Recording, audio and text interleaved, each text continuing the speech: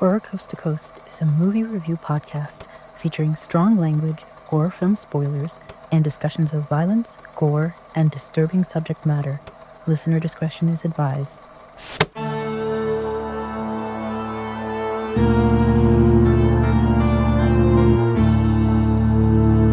Horror Coast to Coast.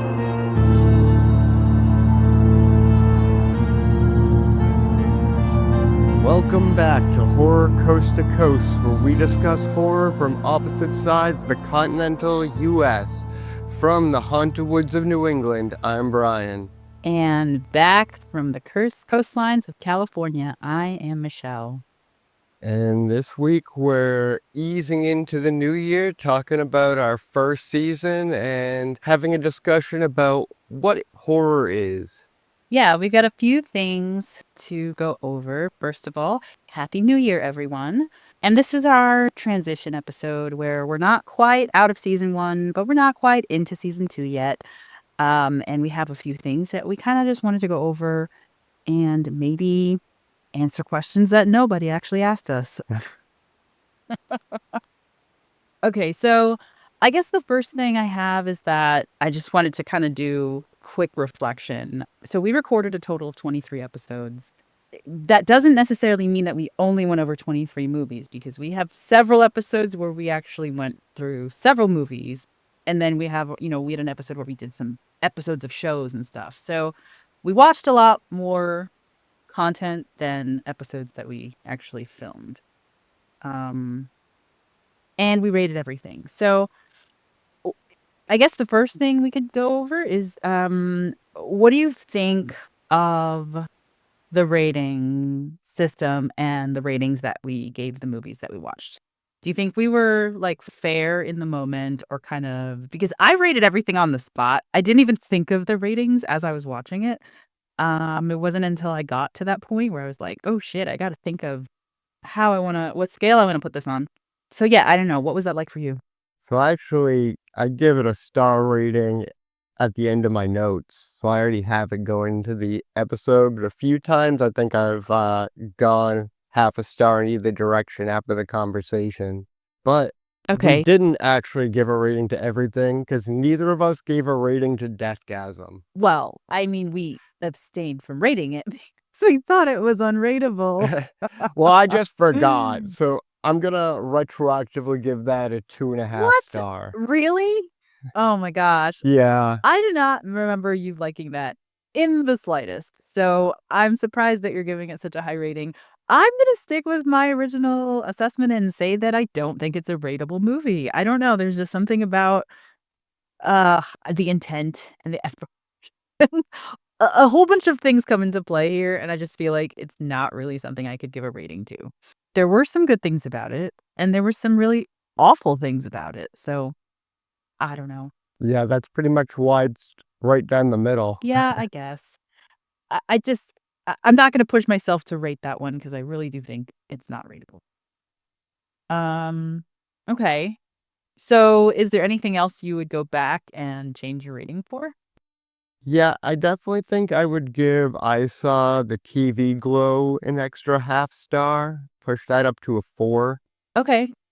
I don't remember you only giving that 3.5. I thought you gave that a higher I rating. think I gave that a lower rating because I already gave the other two. Like, I gave Frankenhooker a 5 and I gave Beyond the Black Rainbow a 4. So it's like, I'm just giving out too many stars. And I think I unfairly punished TV Glow and gave it a 3.5. Yeah. Also, that was one of the movies that we watched for our October event, and I was really disappointed, I think, in how most people rated it. Maybe it was just a movie that you either were into or you weren't into, and there was a lot of, like, 90s references and stuff, but I think you are not the only one who maybe underrated it Yeah. at the time.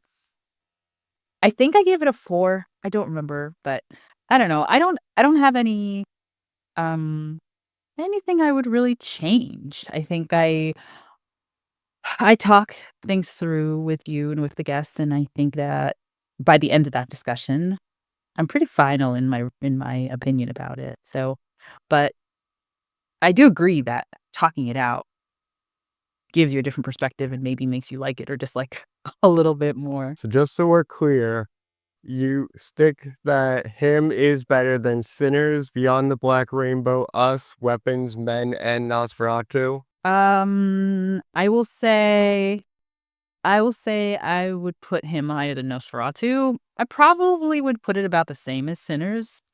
Um, what else was on that list? Us, Weapons, Men, and Beyond the Black Rainbow. Yeah, I'm gonna leave the rating where it is because I think that movie needs all the help it can get.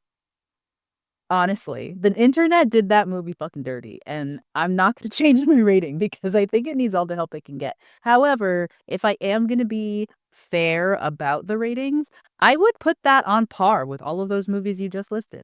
I would put Nosferatu slightly less, but not too much. If I could do like a 3.75, I'd probably put Nosferatu there. Um, but yeah, I assume it was like a 4.5 versus a 4. No, I think you gave him 5. And then the others a 4 or 4.5? Yeah. Yeah. Yeah. I mean, and that's definitely a challenge when it comes to rating things is you feel like you're being fair and you feel like you're applying the same system every single time because you're using the same words to describe it. But at the end of the day, when you do a comparison of these, you may find that your 2 stars are not all equally 2 stars or, your 5 stars are not equally 5 stars, and exactly what you just said. Some of the things that you rate higher, rate really high don't necessarily merit that rating when you compare it to the things that you rated lower, and it's just I don't know, I think it's just a casualty of doing the same thing and having the same rubric over and over and over again even though your feelings change in any particular day or your perspective in watching a Yeah. movie changes in any particular day, you know? Okay.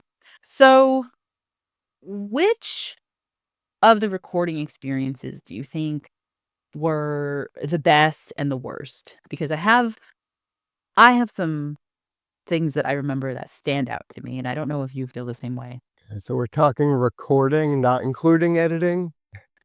You can throw in some editing stuff if you want to. That will be one-sided though, because, I don't do any of the Yeah, editing. because basically all of my negative relationship is with the editing. So, like, Nosferatu was a nightmare because we didn't have any local audio.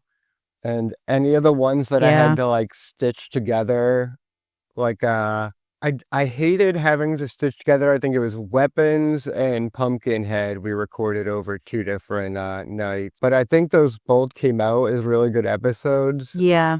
and I think the recording itself was good. I didn't have too many, problems with the recordings. They all went pretty well. I think it started going better after we got more of a formula going. The first one, we went in, like, completely blind. We had no idea Okay. what we were doing. So that was probably the toughest one. Oh, yeah, 100%. Not only did we go in blind, we went in not thinking about the quality of the movie we were gonna watch. I think it was a random choice. I didn't notice it was an asylum film. I just sort of thought, "Okay, we're starting this. Let's start." I didn't think, like, if we start, we maybe wanna start with something that's good. I just sort of picked anything, and it ended up being horrible, right? And my perspective is from just the recording aspect because when we started this, I think as time went on, obviously we've gotten into a groove and we kind of have a little bit of a formula for how we do it now. But at the beginning, we didn't really know exactly what was going to work best for us, and so we tried a few things. And what stands out to me the most, which in hindsight, it stood out, but now it's one of my favorite episodes, is Pumpkinhead, and the reason is because I don't know what conversation you and I had about, like, writing a summary of the movie, but Pumpkinhead was the first movie that you gave a point by point narration of, and I wasn't expecting it, and so you would I think I maybe skip to the big picture, and you were like, "No, no, no, let's go back to the dog." I was just like, Well, the thing about Pumpkinhead is every scene of that movie has something funny about well, it. So I wanted to talk about all of it. so it ended up being super long, and I was like, "Why did we do this?" And I came away from that recording thinking, "How are we going to redeem ourselves after this? We're like 3 episodes in, and we have just talked our audience's ear off for an hour and a half." And I did not know what was gonna happen. So, when I listened to the final edit, I was expecting to cringe about just how long we were going and how nitpicky we were being, but it ended up being the funniest episode we've done. There's a there's a scene where we're talking about the woman taking the corpse. She's like, "That's my corpse." Every time I listen to that, I laugh out loud because of its how stupid it is. And how we I crack up mean, on yeah. on the recording, but it's, like, one of the funniest things we did, and that whole movie was just, like, comic gold for us, so I was, it at the time, it was maybe the one of the worst experiences for me because I was, like, thrown, but in the end, I was like, "I kind of love it. This is my favorite episode." I've listened to it, like, 6 times, seriously. Um and then, the best ones don't really stand out all that much. In my mind, obviously it's different for you. In my mind, I think like Weapons was really good to record, even though there were editing issues afterwards. And that's the problem. I come away thinking that was awesome. And then you see the aftermath of that and you're like, this sucks. Um, Well, that was also we had to split that one up because you had to be yeah. somewhere, so we had to pick that one back up on the next Okay. day. Yeah. So those ones are always tough for me. Like I always make sure that there's a good overlap to make sure it's coherent. Okay. Yeah, and the transitions are really good. I have not given you enough credit for that. The transitions between the times when you do sew everything together, works really well. I think honestly, the only recording that I can notice any issues with is Nosferatu because they're static. And that's something that you just couldn't help because of the quality of the recording that we had at the time to work with. But everything else, like, all of these problems you say you have are not noticeable. So, unless someone has, like, an amazing ear and can be like, "This is where the transition took place." Um, the one that I am the most impressed by is Slumber Party Massacre, because that's the episode where we lost a whole, like, 30 minutes and just re-recorded the conversation on a totally different day, and you seamlessly wove it into the rest of the episode that you had left. So, I was very impressed by that. Yeah. And then released it like an hour later. That's right. Yeah. Okay, so what was your favorite movie of the season? Hmm. My favorite And you movie. know what? I actually wanna put that into 2 separate that into 2 concepts because I was thinking, I have a favorite movie, but then I have a favorite episode that we recorded. Okay. I mean, Us was already one of my favorite movies, so I don't want to say Us because it's like I didn't really come away from it like liking it significantly more. Like I already knew I really liked it. I really liked Sinners. I was impressed by that. Yeah, And then we did The Thing, which is like basically my favorite. So I can't really count those. So I would yeah. say Sinners was probably my favorite new experience. Yeah, Sinners was good. I also really loved Frankenhooker. That was great. Oh my god.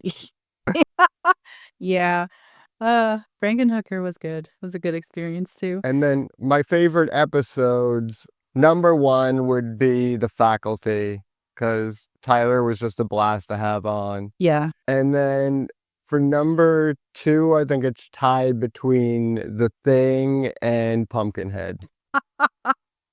Okay. I agree. I think the best recording experience that we had was with Tyler. He was so much fun, and his commentary, like, completely elevated the conversation. Anytime you can augment the F-bombs, it's always it's always a good time. And I think that my favorite episode and like I said before, I really do think a lot of the hype I brought for him is because of the backlash of the internet, but if I'm being really honest, I think my favorite movie might be Weapons. I saw it in theaters. It was one of the few movies I've seen in theaters and have come away kind of dumbstruck. So I really enjoyed that as a movie watching experience. And so I really liked when we had our conversation about it. Yeah. So I think that's where I am. And then did we have a least favorite? I mean, it's not a mystery. My least favorite movie is The Exorcists. Oh, yeah? Oh, I definitely liked The Exorcist more than Don't Look at the Demon. Oh, crap. I forgot about that movie. Doug Bradley really elevated it for me, so Don't Look at the Demon's gotta be my last place. So he did a better job in Don't Look at the Demon than he did in The Exorcist. Wait, no, he wasn't in Don't Look at the Demon. What was the No, other one that he was in? he was in Oh, it Pumpkinhead, was Pumpkinhead. and he was great in both of Okay. them. Yeah, he was great in Pumpkinhead. Yeah, he elevated both of those films, so, like, both of those are well above Don't Look at the Demon. I like Fiona Dourif, but, there's no saving that movie. Yeah, I mean, I agree with you there. Don't Look at the Demon was a pretty bad experience. So bad, I almost kind of forgot about it. But yeah, I don't know. I also honestly, I put The Long Walk on there as one of my lesser experiences. I can, I can acknowledge that it's a solid movie. The content is, it's good, it's intelligent, but there's just something about it that I think made for a little bit of a dull experience. Yeah.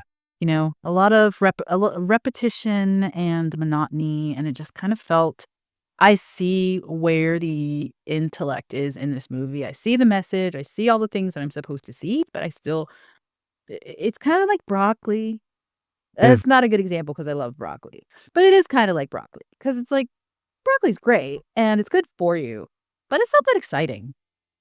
So that's kind of how I felt about that Yeah, movie. see, I don't know if The Long Walk is actually good for you. Yeah, okay, fine. I was just thinking like it's not bad content to like subject yourself to. Yeah, It's interesting to like think about dystopian societies and governments that have too much power and things like that. Like but I mean, those are all my food biggest for, disappointment is I don't think it went into that nearly enough. There's like 2 scenes where they go into it at all, and the rest of it is that's true. really talking about unrelated things. All right. Okay, well, I'm sure there are worser vegetables, so but yeah. All right. So, how do we decide the movies that we want to watch?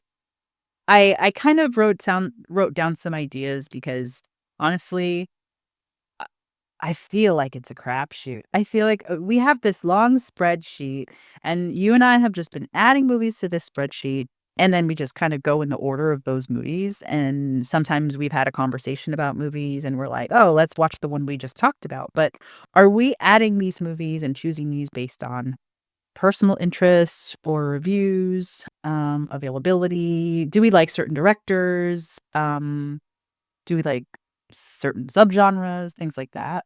Yeah, so I have a few ways I go about it. A lot of it is, like, anything old that the name keeps popping up on my radar, like, I just wanna fill in those gaps. So there's a lot of, like, 70s, 80s stuff that is like Christmas Evil, like, I kept hearing that, so I wanted to do Christmas Evil, and I'm glad we did, and I like filling in those I am gaps. too. And then I also have directors I like, I'll do anything John Carpenter. And then I have actors I really like, so I'll definitely do anything with Micah Monroe in it. But Okay. yeah, and then there's like the new ones that keep popping up on my radar. So I'm like, oh, I kept hearing about this movie from like last year. We should check that out. Those are basically the ways I go about adding to the list. Okay. How about you? Yeah, I think I'm more drawn to genre. Like I am more likely to jump on a a vampire movie or an exorcist movie, or supernatural but not ghost. Like ghosts are not necessarily my thing. I could do a ghost movie, but I'm not gonna if ghosts are part of the plot, I'm kind of like, meh, I could do without it. Um, and then I am not as well versed in directors in terms of like people are on the tip of my tongue, and so I can, like, just spout off names. I really can't do that, but I have names that I recognize, and when I see those names, I know, "Hey, I associate this with something cool." Um, like, the 2 I can think of immediately are Mike Flanagan and Ty West.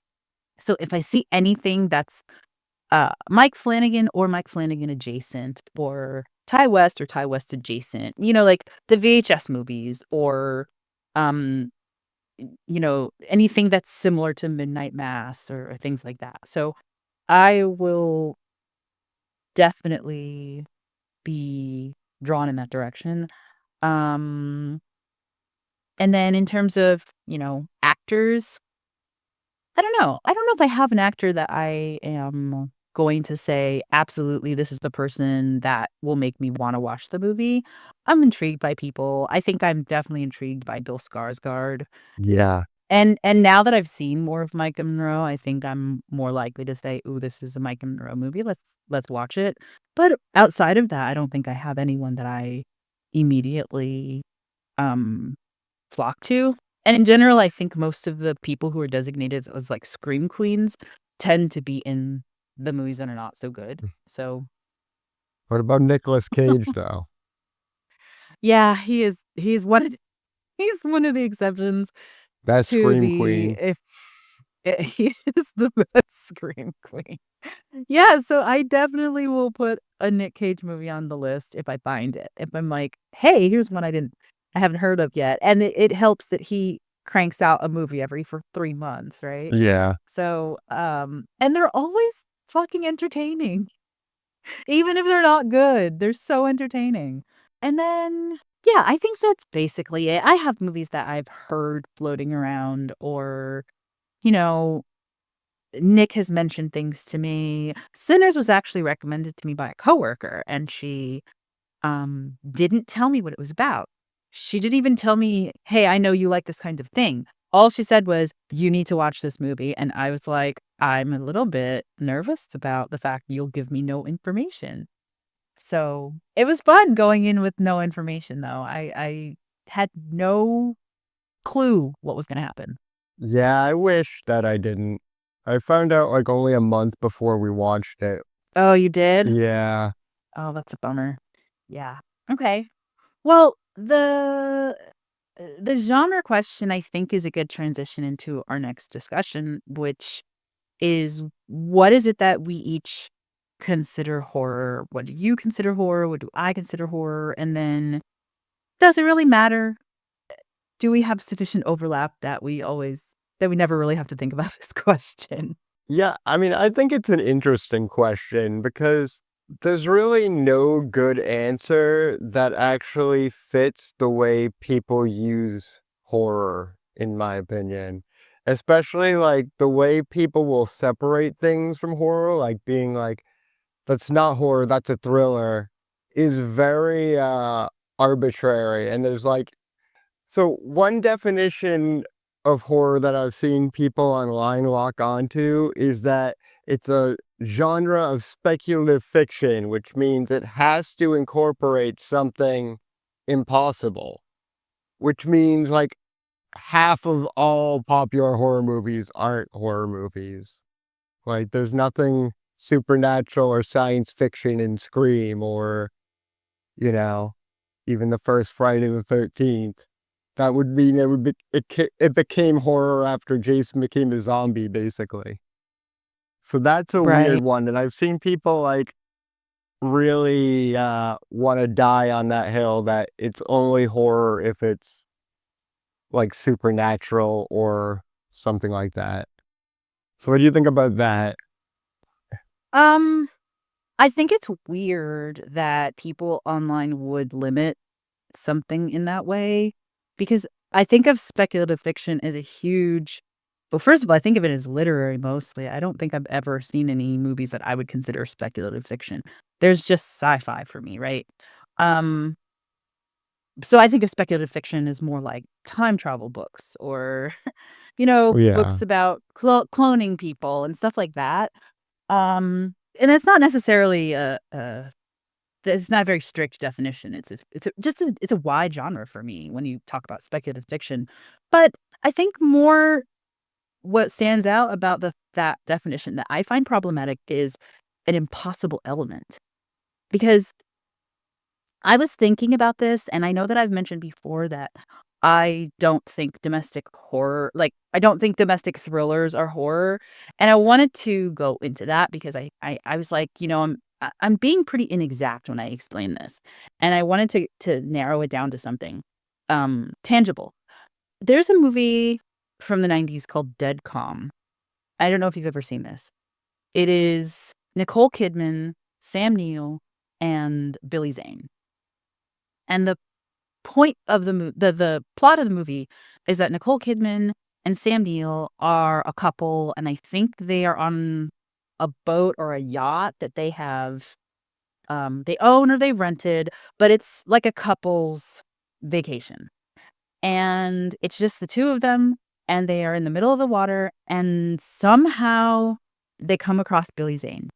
And he is like stranded.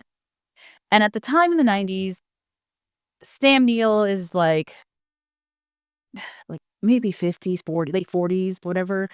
And Billy Zane is like handsome late 20s, early 30-year-old. And so immediately when they rescue him, there's tension because Nicole Kidman is clearly attracted to him or he's attracted to her. There's some like sexual tension element to it.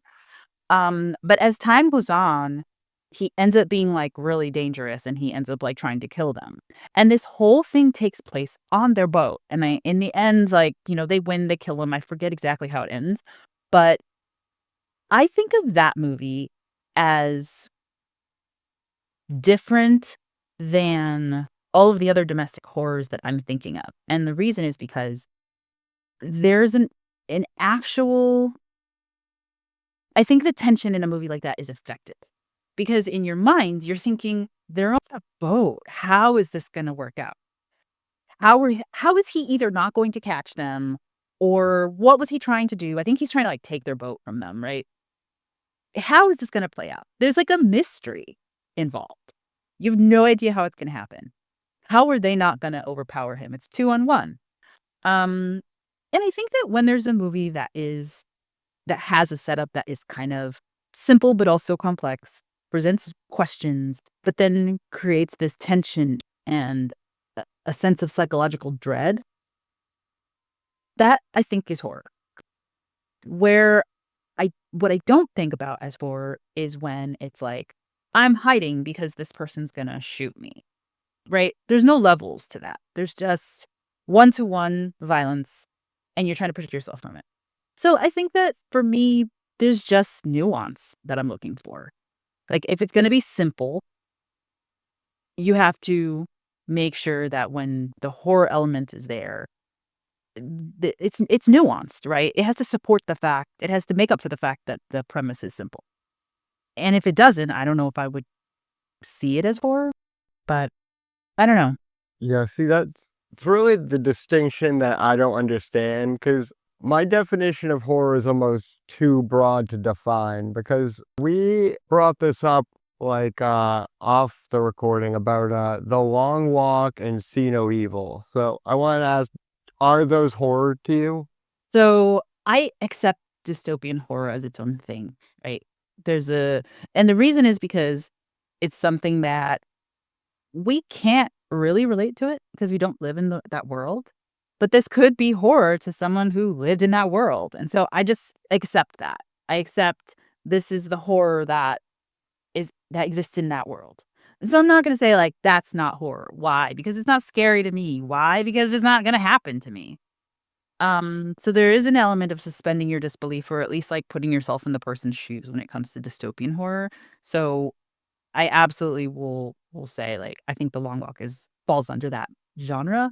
But See No Evil is exactly what I was saying before about Dead Calm.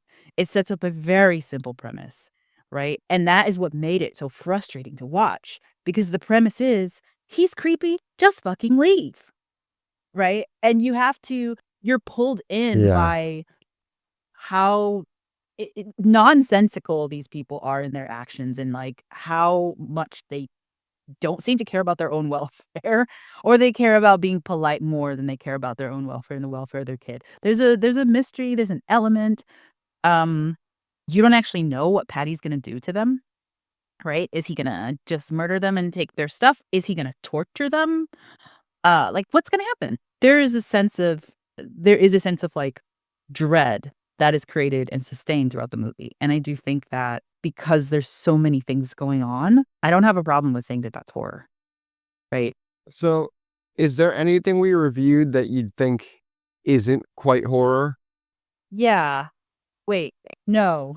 Not that we reviewed, but I think there was something we did watch, and I can't even remember the name of it now because I hated it, and I think I didn't finish it. It was that movie about the 2 people who were vacationing by that quarry, and the townspeople end up killing them. Oh, it was like Eden Lake or something? Yeah.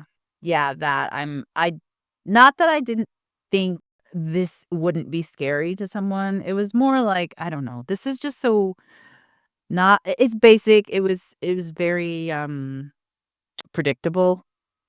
So I kinda thought, "This is just a thriller, right? See, There's nothing else going on here." that's what I don't get. Like, why does being too simple make it a thriller and not a horror?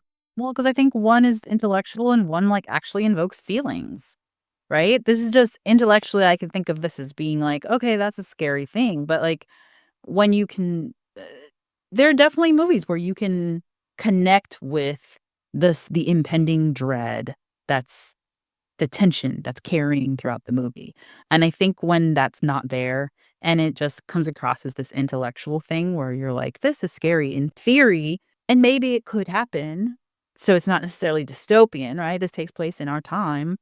I don't know. I mean, I guess if your question is why wouldn't I say thrillers are horror, or why doesn't anyone think thrillers are horror? Why they're 2 separate genres? I mean, there's a definition. I don't know if you agree with the definition, but I think it does hinge on whether something creates a sense of dread versus whether something is actually, um whether it's like a psychological tension situation or if something is, you know, I don't know.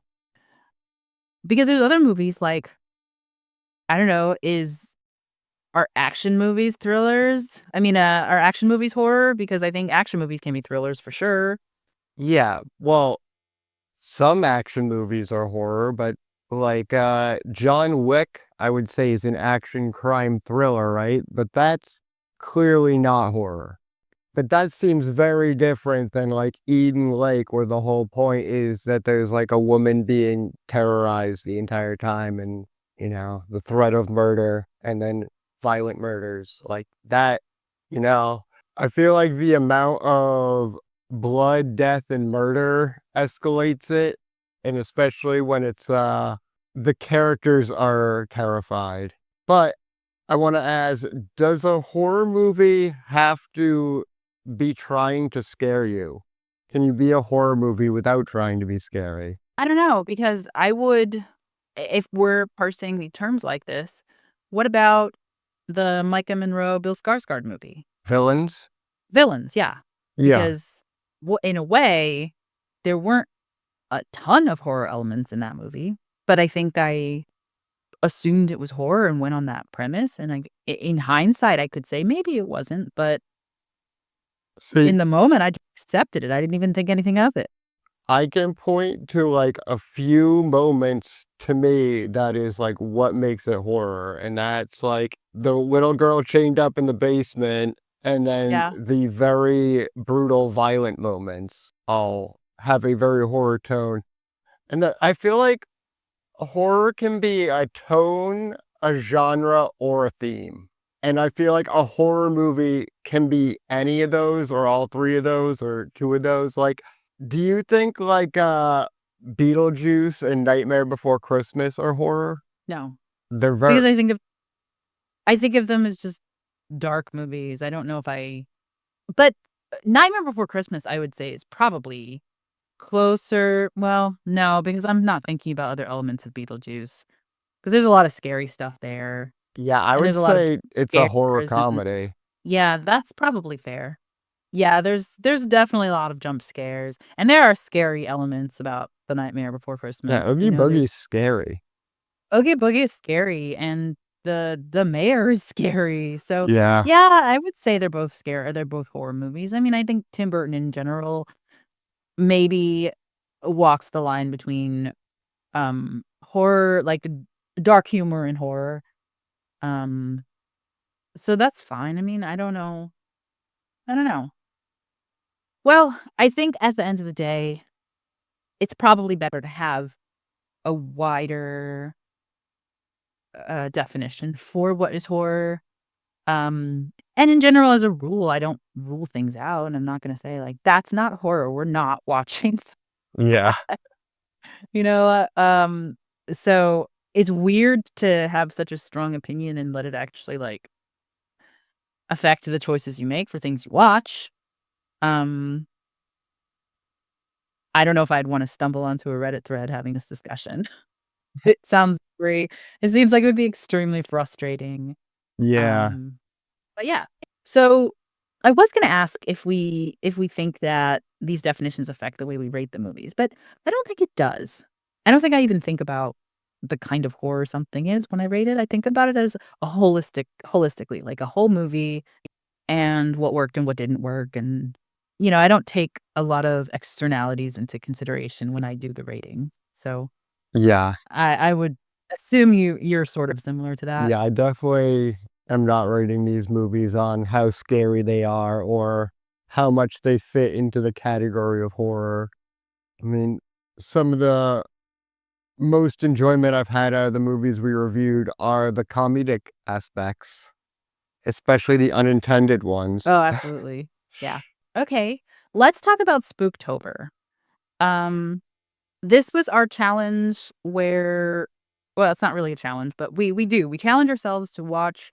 Oh, it's a It's a challenge. challenge for our group for sure. But we challenge ourselves to watch a movie, one movie a day, every single day for the entire month of October. And this year, we've done this in the past, and this year we decided to incorporate some of those movies into our reviews. And so in order to do that, we chose multiple movies each week. And so for 4 weeks in October, we watched 3 movies. No, we watched all 7 movies all week, but we chose 3 movies to rate, Yeah. to discuss. And so I guess what were the challenges in doing that? Did we enjoy it? Are we gonna do it again? Yeah, I mean, it was a lot, but it was fun. No, I think I would do it again. Yeah. The only challenge I thought we were misaligned with the rest of our group Yeah. because they were watching a movie a day if they got to it, and they would put the ratings in, and then you could see what their ratings were. Whereas you and I were watching movies either a week before they did, maybe 2 weeks at times before they were watching it, and we were watching all of them, but we were withholding the ratings because, we didn't wanna put the rating in 2 weeks in advance. But at the end of the day, I don't even know if it really made a huge difference, except some weeks when people were more active, then it was like, "Oh gosh," you know? But sometimes it was nice because people would put all their reviews in, and I'd think, "Oh, yay, I already watched this movie," and I'd go in and put my rating in finally. So, that was fun. Yeah, the fact that we got 3 movies or I think we got 6 movies out of the way Yeah. before it started, it gave us a little more leeway to get caught up, which personally with doing all the recording and the editing, I really needed those 3 days to catch up in order to watch. I watched like, I think 30 of the 31 movies. I didn't watch The Sadness. I think that was the only one. That's probably another unrateable movie for me, but, ugh, god, I can't believe I honestly, I fast forwarded through the last, like, 40 minutes. Um, okay. So, Brian and I were together for Christmas, and we ended up watching Silent Night, Deadly Night, parts 1 and 2. Oh, Well, she watched 2. I watched the parts of 2 that were in 1 and then fell asleep. yeah, that was a struggle. So, Silent Night, Deadly Night, is a movie about it's another movie about Santa and Christmas adjacent things being a trigger in a person psychologically and forcing them to go on a killing spree. So, not super dissimilar to Christmas Evil, but a little bit different. In this movie, the main character is an 18-year-old boy who, as a child, witnessed his whole family except his little brother being murdered by a guy dressed as Santa. And there's no explanation for why he murdered them. You just get a really horrific scene of the family pulled over on the side of the road and he rips open the mom's blouse and it's like 1980, so of course that just has to be included. Um yeah, so the Santa that he sees kills everyone and he watches from like a bush. Yeah. So he survives and his little brother survives. His little brother, who was an infant at the time, survives, and the two of the boys are taken into I guess they're put into an orphanage that's run by a pair of nuns. But you skip past the part where they visit Billy's grandfather, who's allegedly catatonic. And when no one else is in the room, he tells Billy about the evils of Santa Claus and how he punishes the naughty. And this never really comes up again in the movie, the fact that his grandfather apparently fakes being catatonic. But his parents do believe them. Yeah. They believe Billy as soon as he says that, which is wild because parents never believe shit from these kids in these movies. And they're just like, oh, I guess grandpa has been able to talk this whole time and only does it to scare children. Yeah, grandpa was hella creepy. Yeah, and you're right, that part never comes up again. There's no explanation for what that was about. The only It's like thread the piranha with legs. Oh, yeah, It's like, yeah. how do you throw this crazy shit at us and expect to never bring it up again and just expect us to not wonder what the fuck was going That on little there? creature hiding behind the tubes in the underground facility, yeah, that was wild. We Yeah. never know what that was about.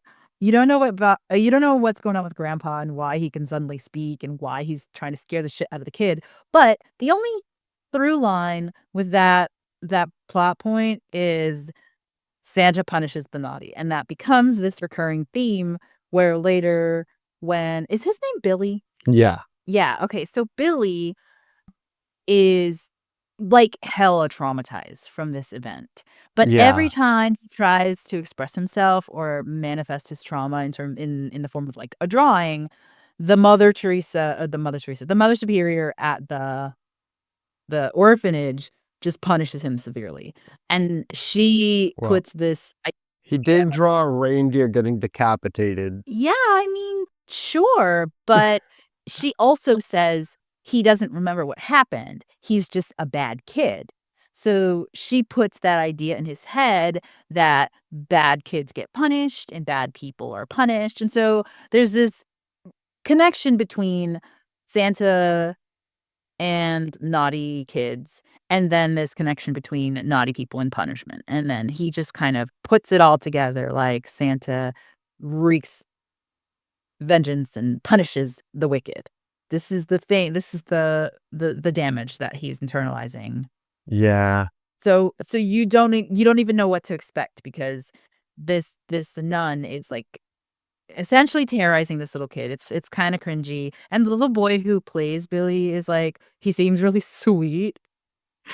She's Yeah. just a fucking bitch. Yeah. And then there's like freeze frame shot of him as a kid cowering the corner, afraid of her coming to, like, whip him. And then it Oh, and then the yeah. next shot, he's grown. Yeah. So he's like 20 years old, and the nicer nun gets him a job at Mr. Sims' toy store. And Mr. Sims just like takes one look at him and he's like, "You're hired." Like, apparently, Mr. Sims just wanted a hunk around the store. Yeah. Like, he was so enthusiastic about it as soon as he saw them. Yeah. No, the actor is, he's tall and strapping, and he's got broad shoulders, and um he just seems very, like, put together and polite, and he's got, like, very neat blonde hair. but I don't know, he's probably like 6'2" or 6'3", and he seems like muscular. He can lift things. So yeah, Mr. Sims is like, hell yeah. And of course, he pairs him with the coworker who has probably been there a while and just like doesn't want to do any work. Yeah.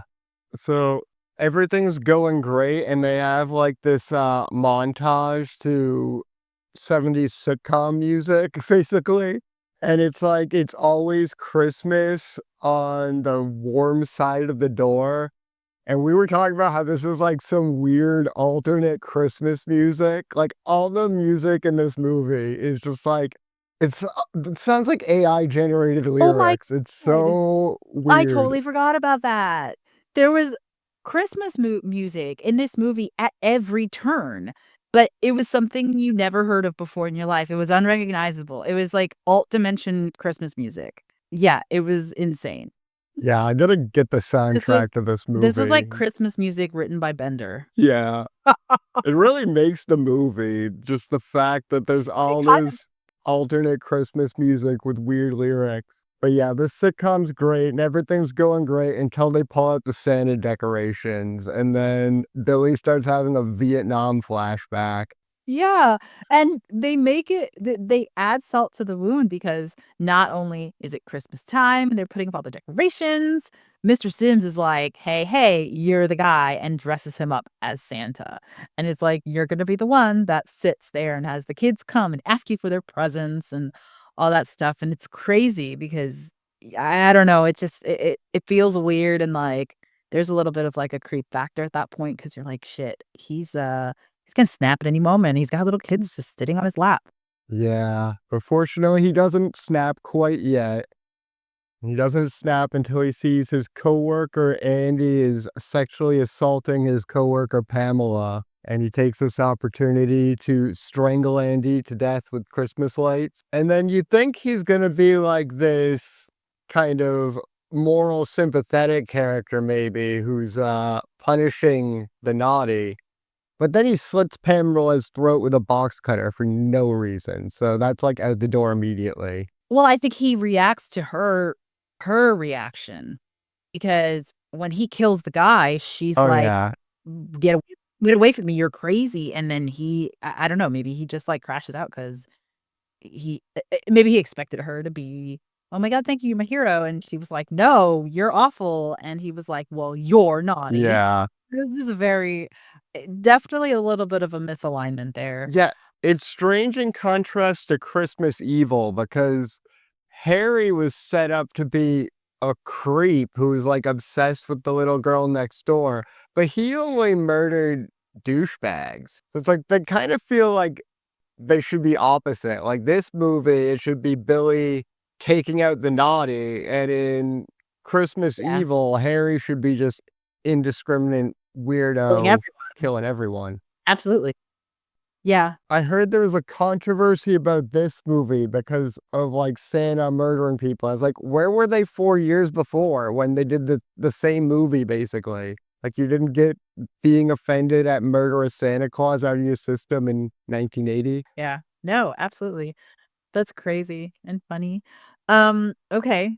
Well, Billy goes on his rampage and Next up is Mr. Sims. yeah, he ends up killing Mr. Sims, another coworker, and then he heads out into the town and he doesn't seem to have there's no real reason for why he goes in the direction he goes, but he ends up at the house of this teenage couple that's watching a little girl and they're like macking in the basement and the woman comes upstairs completely topless and of course he's like, "You're naked, you must be naughty." Yeah. And he kills her and the guy comes upstairs and is trying to defend himself and he's like, "You are fighting me, you're also naughty." It's crazy. Yeah. Yeah, he's just killing people left and right, and, little kid comes out and he's like, "Have you been naughty?" And the girl's like, "No, I haven't." And he's like, "Great. You get a knife that's been Yeah. bloodied." Yeah, he just hands her like a bloody box cutter. Insane. It's it's crazy too because it's like it's tense because 'cause you're like, "Oh my god, is he about to kill this little kid?" No, he makes an exception. He's not heartless. So It's like a Nightmare Before Christmas ass present. Oh, absolutely. Yeah. Yeah, for sure. Like, when the kids open the head, the box, it's a shrunken head on the Yeah. inside. Yeah.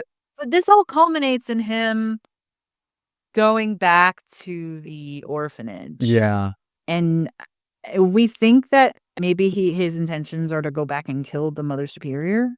Yeah. Because she's the one who caused all this trauma for him after he was already traumatized by the Santa, and, by the time he gets there, the police have gotten wind of what he's been doing, and so Before he gets there, they shoot another Santa Claus arriving at the orphanage who was yeah, I think he was their deaf, a worker at the orphanage dressed up as Santa Claus, yeah. and they kill him.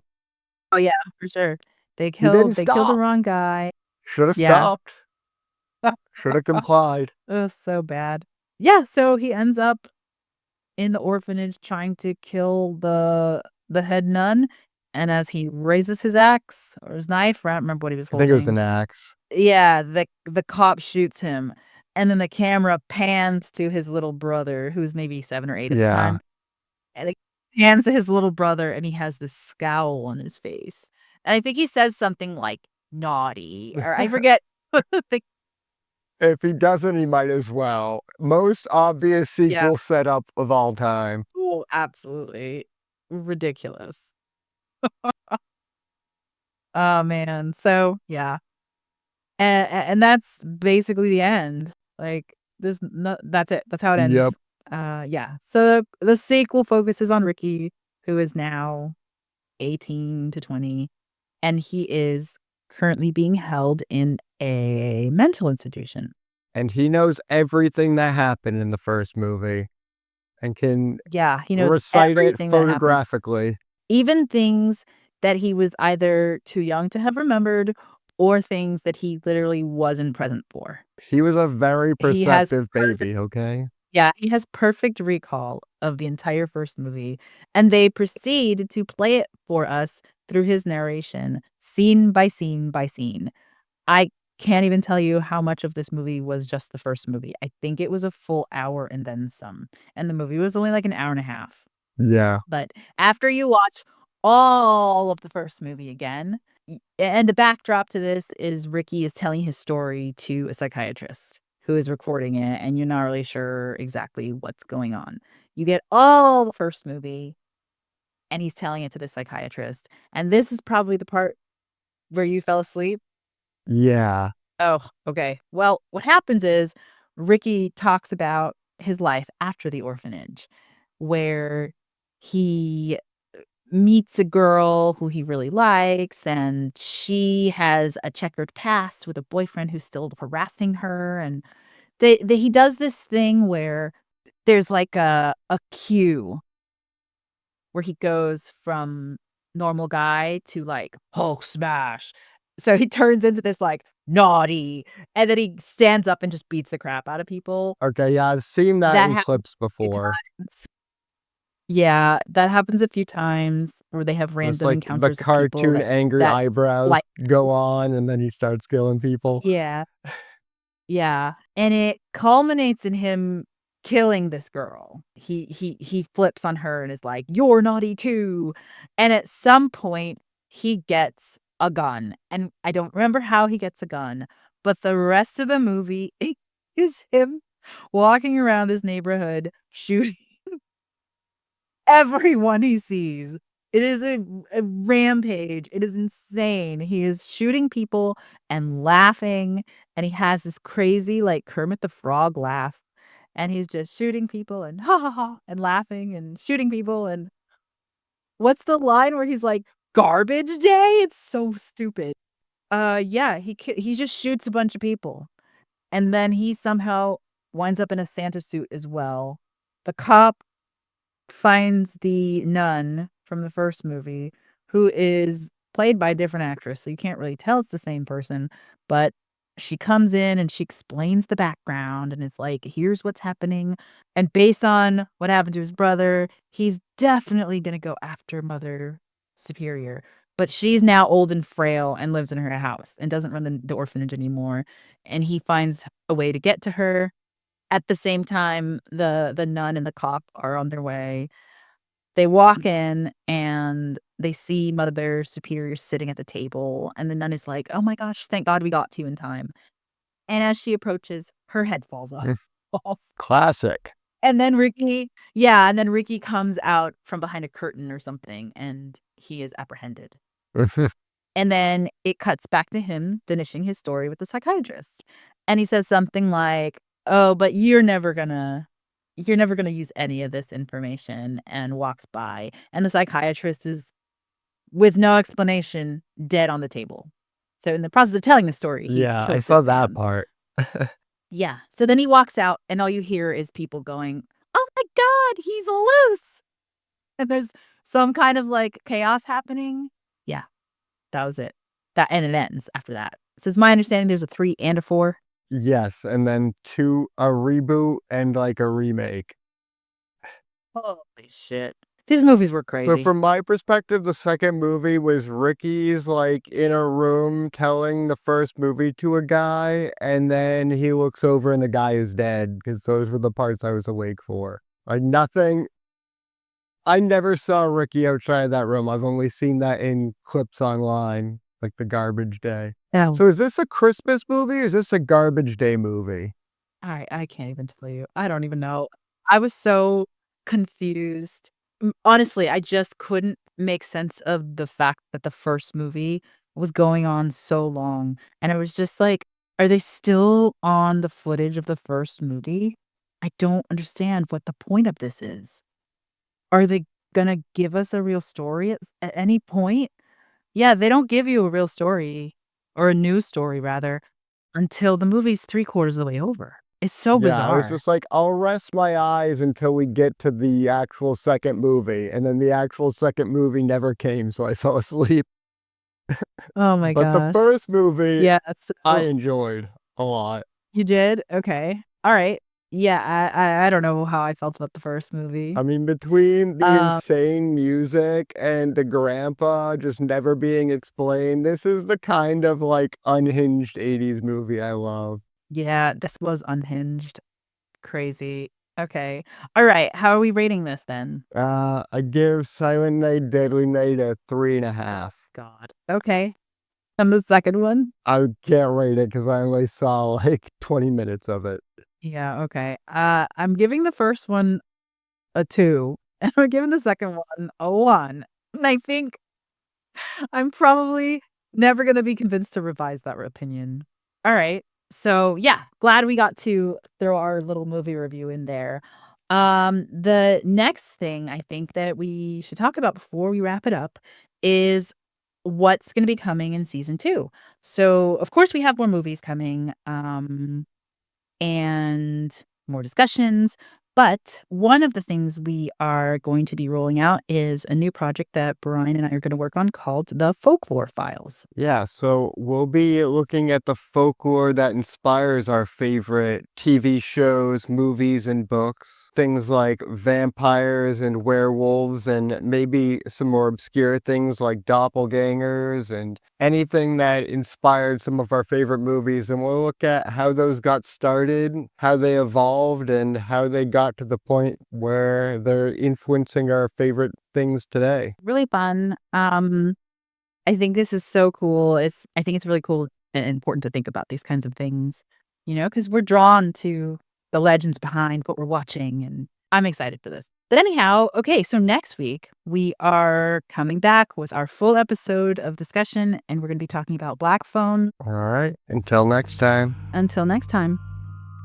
This podcast is licensed under a Creative Commons Attribution, Non-Commercial, Share Alike 4.0 International License. For additional information and other media content, visit theferalthread.com. Thanks for listening. Until next week.